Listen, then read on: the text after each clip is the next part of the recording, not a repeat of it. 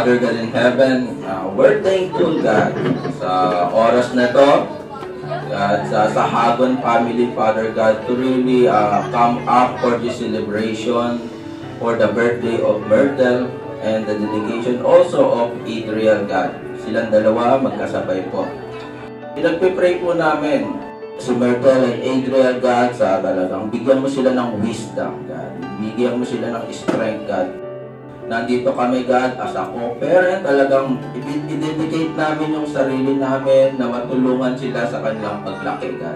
And God, talagang maraming salamat po sa pagkakataon na to. In Jesus' name, Amen. Sa pamamagitan ng pagsisindi ng mga kandilang ito, na nagsisimbolo ng kaliwanagang dulot ng banal na espiritu, inihahandog namin kayo, Baby Myrtle and Kuya April, sa ating Diyos na may akda at layon ng lahat ng bagay para sa iyo at iyong pamilya. Sa pangalan ng Ama, ng Anak, at ng Espiritu Santo. Amen.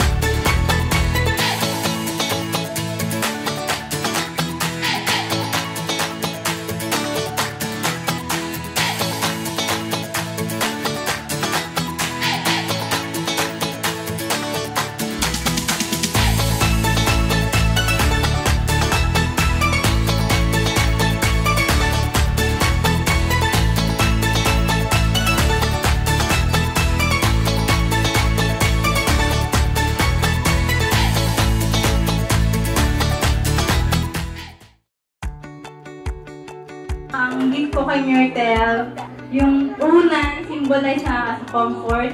Tanang mangyari hanggang paglaki, nandiyan kami mga nanay, mga tatay na mag-guide. Happy birthday and welcome to the Christian world. Ang ibibigay ko sa kanya is para matupad niya yung kanyang pangarap to really improve in his craft, no? Dati po kasi gusto niya mag-football pero nang nag-aral siya ng taekwondo, nalimutan na daw niya yung football. So, ito ay para protektahan po niya yung kanyang baby sister. At ito po yung regalo. Ito yung regalo. Oh. Alam niyo po ba to? Ito po yung thinking pad. Dito po yung pinapractice na pagsipa.